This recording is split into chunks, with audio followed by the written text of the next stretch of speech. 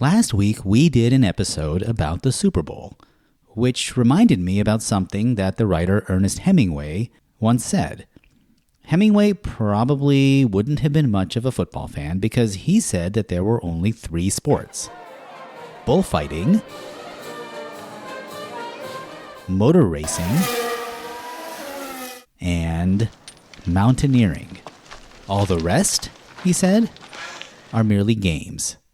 In Hemingway's eyes, climbing the tallest mountain would surely rank among the greatest achievements in sports.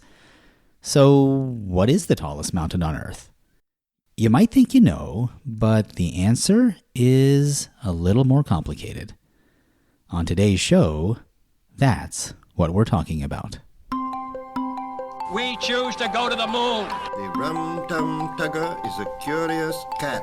100 billion other galaxies. Right now, you like me. Welcome to 5-Minute Trivia, where we're making the world smarter 5 minutes at a time. I'm your host, R.M. Zuberi. So, what is the tallest mountain on Earth? If you said Everest, you're definitely right, but also a little bit wrong. I mean, how do you even measure a mountain anyway? Well, it's a little complicated, and it does involve some math. But it's also really cool. In 1802, a British surveyor named William Lambton set out to measure the entire Indian subcontinent. Why would anyone do such a thing? Because his country conquered all of it, and now they needed to get around without getting lost. So they spent the next 70 years measuring and mapping the whole thing. For most of it, they used a device called Gunter's chain, named for the clergyman and mathematician who invented it. This was a 66-foot chain divided into 100 links that gave us a lot of the weird, kind of random units of land measurement we have today. If you're a horse racing fan, you've heard of furlongs. A furlong is 1/8 of a mile officially, but in Gunter's day, it was 10 of his chains. They called a distance of 80 chains a statute mile. They even developed a unit for a rectangular plot that was 10 chains long by 10 chains wide. They called that an acre. But there was a problem.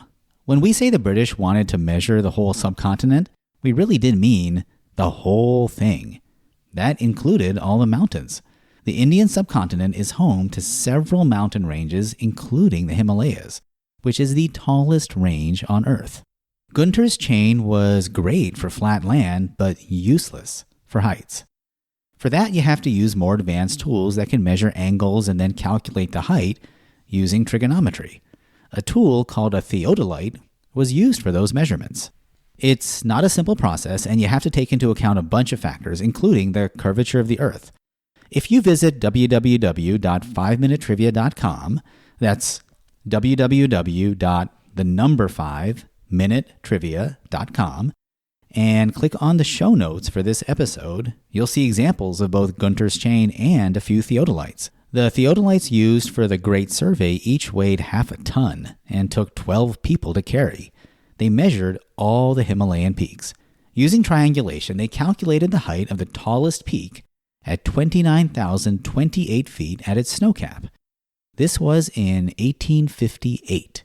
It's been measured and remeasured a bunch of times since then using triangulation, GPS, and aerial surveys. The most recent measurement occurred in 2005 by a Chinese team and placed its height just a foot off the original measurement made almost 150 years prior. William Lambton started the project, but he didn't come close to finishing it.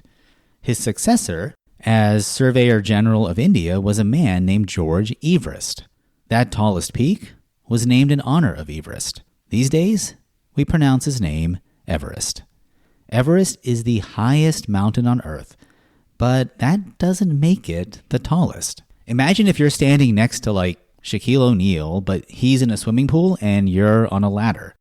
Even though you're higher, you're not really taller. That's basically the mountain of Mauna Kea in Hawaii compared to Everest.